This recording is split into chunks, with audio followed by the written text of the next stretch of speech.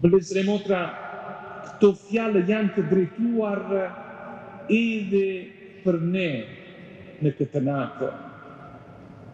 Zoti nuk është më i burgosur në vdekjen, por jeton mes nesh, është i gjallë në mes nesh, sepse ringjallja e Krishtit nuk është një kujtim i largët.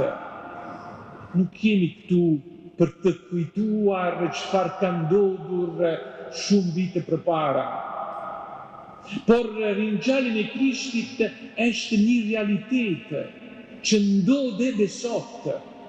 Një realitet i gjallë që ndryshon të tashmen tonë dhe na thërret të jetojmë edhe ne me shpresë, me guxim dhe njëkohësisht edhe me gëzim.